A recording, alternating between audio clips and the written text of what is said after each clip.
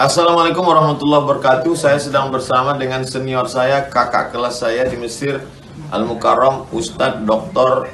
Damanhur Abbas.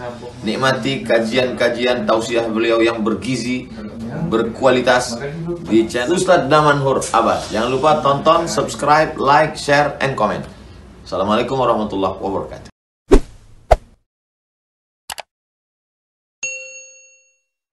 Assalamualaikum warahmatullahi wabarakatuh. Alhamdulillah bi ni'matihi tatimmus shalihat. Asyhadu an la ilaha illallah wa asyhadu anna Muhammadan 'abduhu wa rasuluh. Allahumma shalli ala sayyidina Muhammad wa ala azwajihi ummahatil mu'minin wa dhurriyyatihi wa ali baitihi wa ashabihi ajma'in. Wabishrah li sadri wa yassir li amri wahlul 'uqdatam min lisani yafqahu qawli, amma ba'd. Hadirin jamaah Jumat yang dirahmati Allah, marilah senantiasa kita memanjatkan puji dan syukur kepada Allah atas nikmat kesehatan yang Allah berikan kepada kita, sehingga kita dapat melangkahkan kaki kita ke tempat yang penuh dengan keberkahan ini. Nikmat iman merupakan nikmat yang terbesar yang hari ini bisa kita rasakan pada saat kita belum mendengarkan suara panggilan azan, akan tetapi kita sudah berada di rumah Allah. Hal seperti itu tidak bisa dirasakan oleh saudara-saudara kita yang masih berada di luar masjid ini. Mereka menunggu sampai dengan khatib akan selesai khutbahnya, baru mereka melangkahkan kakinya ke tempat yang penuh dengan keberkahan ini. Terkadang Allah menitipkan kepada kita harta, terkadang Allah menitipkan kepada kita amanah jabatan. Akan tetapi keimanan tersebut haruslah kita raih, haruslah kita kejar. Nikmat seperti inilah yang perlu senantiasa kita syukuri terhadap pemberian dari Allah, sehingga kita menjadi hamba yang bersyukur terhadap nikmat yang Allah berikan.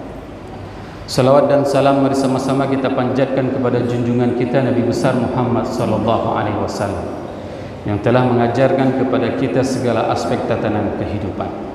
Rasulullah sallallahu alaihi wasallam mengajarkan kepada kita bagaimana membesarkan hari ini, hari yang umat-umat terdahulu gagal membesarkannya. Umat-umat terdahulu mereka mempunyai hari spesial. Umat Yahudi, Allah berikan hari Sabtu kepada mereka, akan tetapi mereka gagal membesarkan hari Sabtu tersebut dan mereka melanggarnya. Begitu juga dengan umat Nasrani.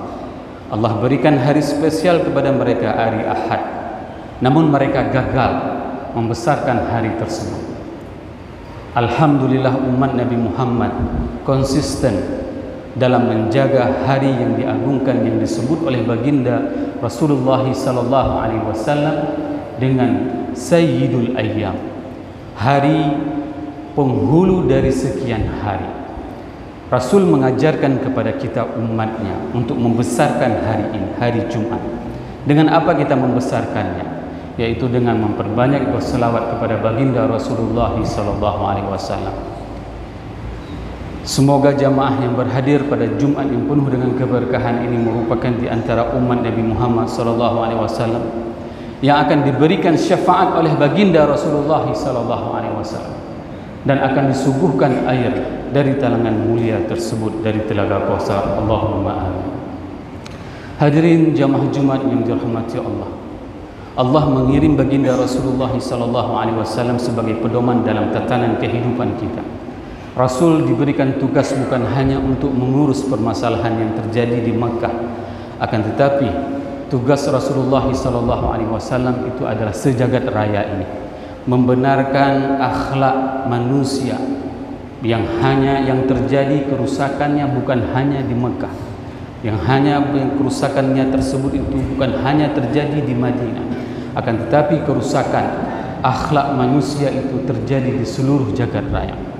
Kalau kita ingin melihat di dalam beberapa literatur buku sejarah, maka kita akan melihat bagaimana tidak adanya peran akhlak di dalam pasar-pasar yang terjadi, baik itu pada masa jahiliyah, yaitu di Mekah, pasar Uqas.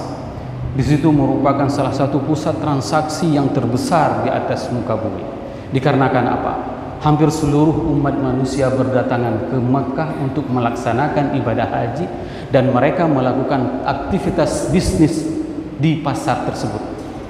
Pasar Uqas merupakan salah satu pasar terbesar di Mekah. Di samping itu masih banyak pasar-pasar lain. Akan tetapi pasar tersebut tidaklah mewakili dari akhlak keislaman. Sehingga apa?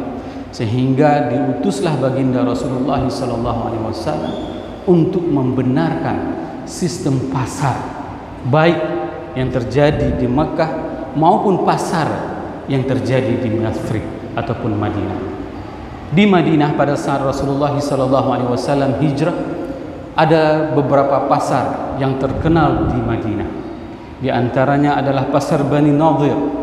Di situ merupakan tempat orang-orang Yahudi dari suku Bani Nadir memeras semua orang-orang Yathrib, sehingga takaran dan timbangan itu tidak pernah tepat.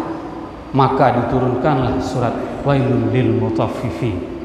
Inilah landasan Islam mengatur umat manusia bukan hanya dalam hal beribadah saja, akan tetapi segala aspek tatanan kehidupan kita ini diatur di dalam Islam. Hari ini apa yang terjadi? Aceh sudah memulai membenah dirinya. Pada saat kita menerapkan syariat Islam dulu, orang sering mengolok-olok Aceh. Penerapan syariat Islam di Aceh sangatlah ketat. Ketatnya bagaimana? Yang diperiksa hanya pakaian ketat. Namun pada saat Aceh sudah memperluas makna syariat Islam tersebut dalam aspek perekonomian, maka ini mendapat tantangan yang besar dari segala hal ini.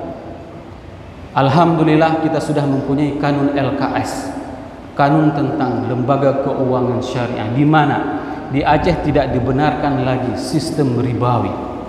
Namun masih ada orang-orang yang menginginkan bank konvensional itu untuk kembali ke Aceh. Terlebih dalam beberapa hari ini pusat juga sudah mulai menggelitik bagaimana komitmen orang Aceh akan memperjuangkan syariat Islam di negeri syariat tersebut. Mari sama-sama kita melihat bagaimana Rasulullah SAW membenarkan tatanan pasar, di mana salah satu aspek yang dibenarkan oleh Rasul itu adalah sistem riba. Hari ini banyak di antara umat Islam yang tidak ngeh, hana gedu pule punya riba. Sehingga apa? Ini harus disampaikan kepada umat manusia semuanya. Riba itu adalah salah satu praktek muamalah yang sudah mendarah daging di dalam tatanan kehidupan masyarakat jahiliyah. Terbuktinya dari mana? Pada saat kita melihat ayat-ayat yang diturunkan tentang riba itu mengalami proses yang dinamakan dengan sistem tadarruj. Sistem tadarruj itu adalah dia bertahap proses pengharaman. Pertama sekali pada saat Allah menjelaskan tentang riba itu, Allah memberikan sebuah gambaran kepada kita semuanya. Allah berfirman di dalam surat Ar-Rum ayat 39 yang berbunyi, "Wa ma ataitum minar riba liyarbu fi amwalin nasi la yarbuna 'indallah." Apapun sistem investasi yang kamu lakukan dalam bentuk ribawi, itu bukan investasi. Tidak percaya? Hari ini mari sama-sama kita melihat jemaah yang dirahmati Allah. Berbagai macam platform digital, investasi online sering masuk WA ke kita. Ayo investasi di tempat kami, kasih modal 10 juta, bulan depan akan mendapatkan keuntungan 2 juta. Di awal-awal bulan itu tetap ditransfer, tapi setelah sekian bulan hilang investasinya tersebut. Inilah yang dikatakan dengan sesuatu yang ribawi itu tidak akan pernah menjadi investasi. Dulu di era 90-an di Luxmau itu terkenal, ada sebuah investasi yang dinamakan dengan Bayumas. Bayumas itu bawa uang 10 juta, minggu depan ambil uang 20 juta. Minggu depannya lagi taruh 20 juta, ambil 40 juta. Apa yang terjadi? Pada saat seseorang sudah hilang akal sehatnya, dia jual tanahnya, dia investasikan ke dalam bentuk seperti itu karena mengharapkan keuntungan yang instan. Apa yang terjadi? Bak malam yatret motor pusuh, ipusoh mendumpeng. satu pun tidak ada yang tersisa dari investasi yang diinvestasikan oleh manusia. Padahal Allah sudah jelas mengatakan, "Wa ma ataitum minar riba liyarbu fi amwalin nasi la yarbuna 'indallah." Apa saja bentuk investasi secara ribawi yang engkau investasikan itu tidak benar semuanya. Hanya saja kita batat, hanya saja kita bandel, tidak mau mempercayai sistem yang sudah dijelaskan oleh Allah kepada kita.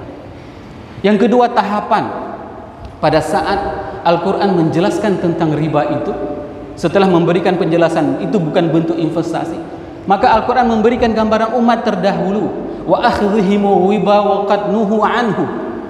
Allah melarang riba kepada orang-orang Yahudi dan Nasrani, akan tetapi mereka mempraktekkannya. Hal yang paling terkejut jemaah yang dirahmati Allah, pada saat saya di Jerman, saya mengunjungi Bursa Efek Jerman. Salah seorang teman saya mengatakan, "Ustadz, masuklah ke Museum Frankfurt. Di sana ada sebuah naskah penting yang itu bisa Ustadz sampaikan kepada orang-orang di Indonesia." Sewaktu saya melihat naskah di Museum Frankfurt tersebut, ada tertulis fakta integritas pada saat Hitler menguasai Jerman. Apa yang dilarang oleh Hitler? Ada 3 hal yang dilarang oleh Hitler. Yang pertama sekali adalah prostitusi. Yang kedua yang dilarang oleh Hitler itu adalah perjudian. Dan yang ketiga dilarang oleh Hitler itu adalah riba. Bayangkan, manusia sebejat Hitler saja itu melarang transaksi ribawi. Hari ini ada orang Aceh yang menginginkan riba itu didatangkan kembali ke negerinya. Kira-kira sogat urangnya Hitler. Ini pertanyaan yang harus kita tanyakan. Bi Aceh. Kita adalah keturunan, memang indatu kita itu adalah orang-orang Islam semuanya. Orang-orang yang menerima Islam ini secara kafah. Di mana sekarang genetik tersebut, identitas Serambi Mekah yang menjadi ikon pusat masuknya Islam ke negeri ini? Boleh dibaca di dalam Injil, di dalam Taurat. Semua kitab suci tersebut melarang sistem riba. Hari ini kenapa kita meminta untuk didatangkan kembali riba tersebut? Dan yang proses yang ketiga, Allah menjelaskan, dikarenakan transaksi ribawi itu sudah mendarah daging. Bahkan salah satu pelaku transaksi riba itu adalah paman Nabi, Abbas. Beliau adalah banker besar di Mekah, sehingga terkenal. Salah satu bentuk riba selain riba jahili adalah riba Abbasi. Bayangkan, begitulah surah mendarah dagingnya transaksi ribawi di dalam tatanan kehidupan masyarakat. Sehingga pada saat itu turunlah ayat Ali Imran 130 yang berbunyi, "Ya ayyuhalladzina amanu la ta'kulur riba adhafan mudha'afah."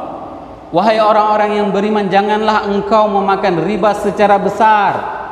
Bermakna apa? Boleh riba kecil-kecil, boleh riba sedikit-sedikit.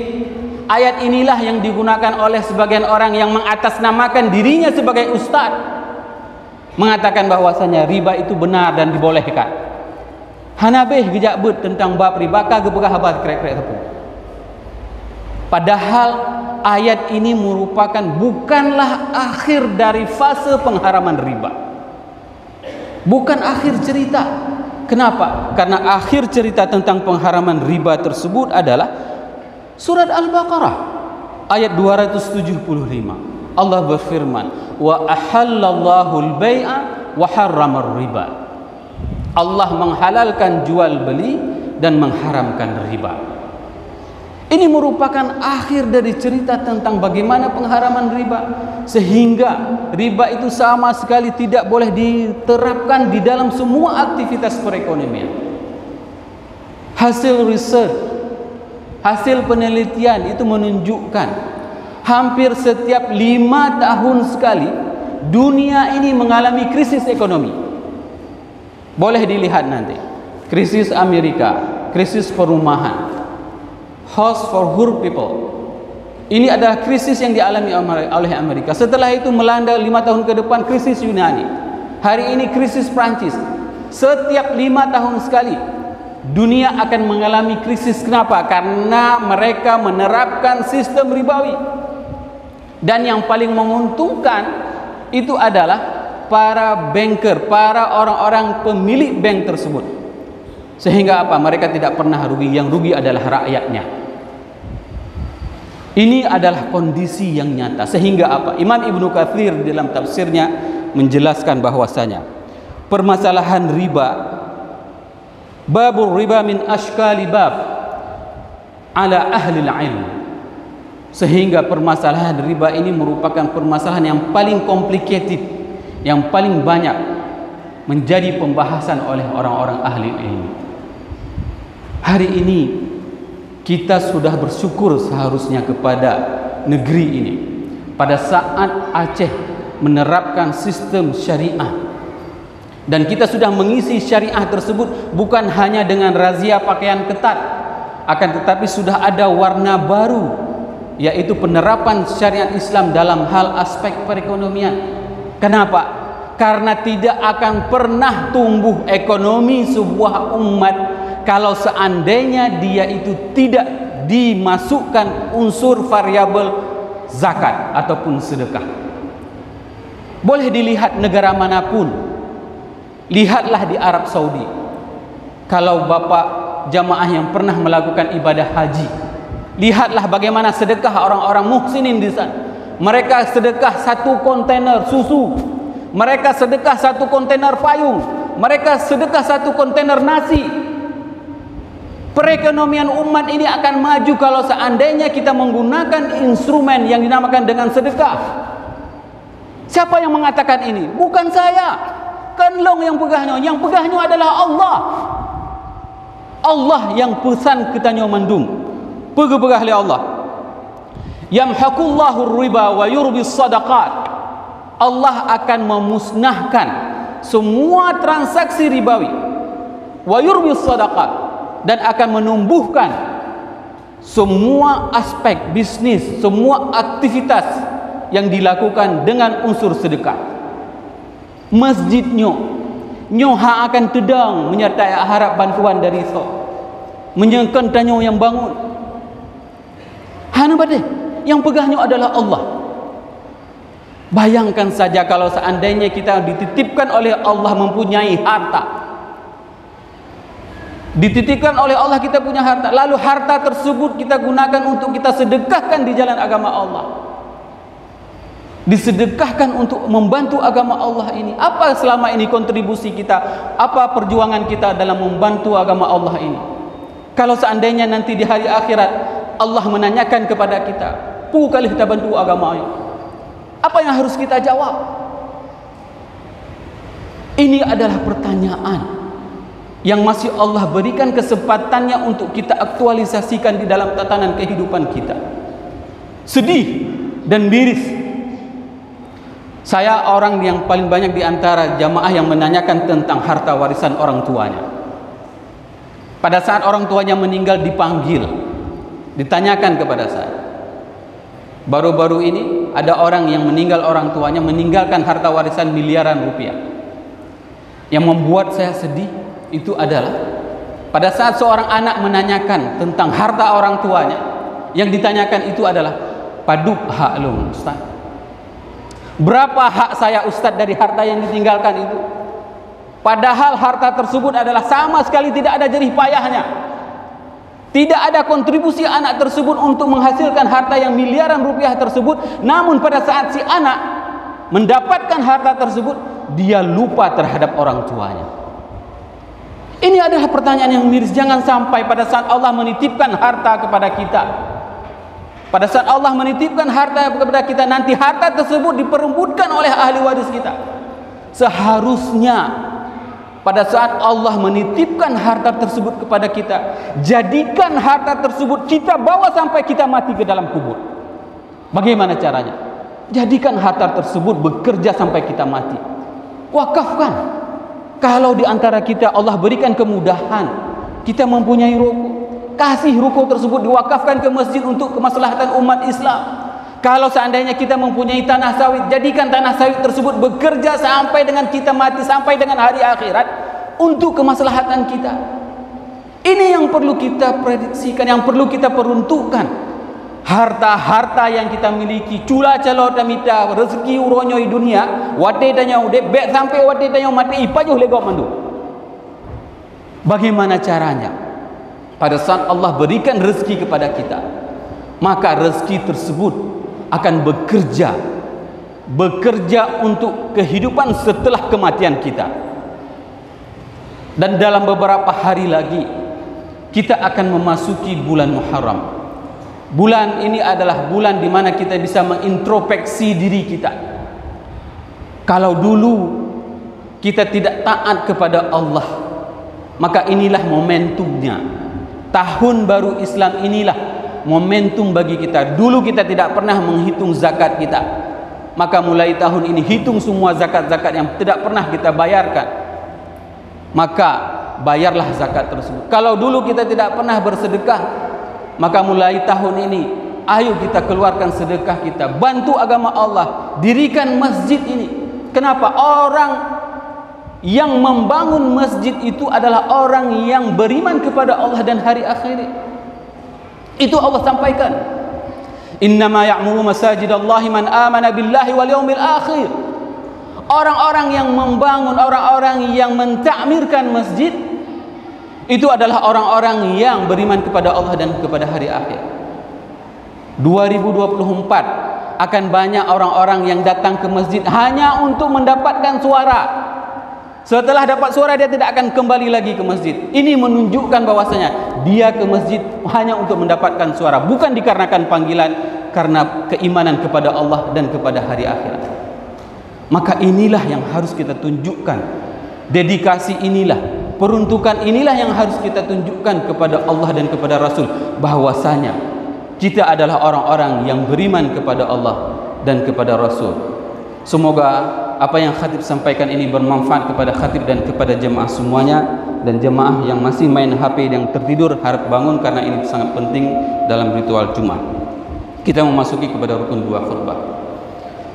Alhamdulillah, alhamdulillahilladzi khassana bi kitabin unzil wa akramana bi nabiyyin ursil. Asyhadu an la ilaha illallah lahu da'watul haq, harisun 'alaiha wa aujaba tabsyiri biha, wal takum minkum ummatun yad'una ilal khair wa ya'muruna bil ma'ruf wa yanhauna 'anil munkar wa ulaika humul muflihun. Wa asyhadu anna Muhammadan 'abduhu wa rasuluhu ballagha ar-risalah wa adda al-amanah wa nasaha al-ummah wa kashafa al-ghummah hatta atana al-yaqin. ليلها كنهارها لا يزيغ عنها إلا هالك. اللهم صل على سيدنا محمد النبي الأمي الحبيب المحبوب العلي القدر العظيم الجاه، وعلى أزواجه أمهات المؤمنين وذرياته وآل بيته وأصحابه أجمعين. يا أيها الناس اتقوا الله حق تقاته ولا تموتن إلا وأنتم مسلمون. وقال الله تعالى في القرآن الكريم أعوذ بالله من الشيطان الرجيم بسم الله الرحمن الرحيم وما أتيتم من الربا ليربو في أموال الناس لا يربون عند الله. بارك الله لي ولكم في القرآن الكريم ونفعني وإياكم بما فيه من الآيات والذكر الحكيم وتقبل مني ومنكم تلاوته إنه هو السميع البصير.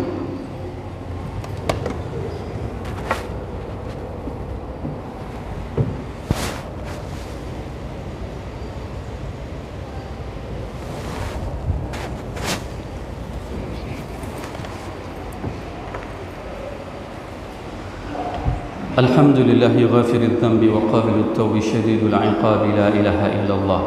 أشهد أن لا إله إلا الله وأشهد أن محمدا عبده ورسوله. اللهم صل على سيدنا محمد وعلى أزواجه أمهات المؤمنين وذرياته وآل بيته وأصحابه أجمعين. يا أيها الناس اتقوا الله حق تقاته ولا تموتن إلا وأنتم مسلمون. وقال الله تعالى في القرآن الكريم أعوذ بالله من الشيطان الرجيم بسم الله الرحمن الرحيم إن الله وملائكته يصلون على النبي يا أيها الذين آمنوا صلوا عليه وسلموا تسليما. اللهم اغفر المسلمين والمسلمات والمؤمنين والمؤمنات الأحياء منهم والأموات إنك سميع قريب مجيب دعوة ويا قاضي الحاجة. ربنا لا تؤاخذنا إن نسينا أو أخطأنا. ربنا ولا تحمل علينا إصرا كما حملته على الذين من قبلنا. ربنا ولا تحملنا ما لا طاقة لنا به. واعف عنا واغفر لنا وارحمنا أنت مولانا فانصرنا على القوم الكافرين. Rabbana atina fid dunya hasanah wa fil akhirati hasanah wa qina adzabannar wa aqimus shalah.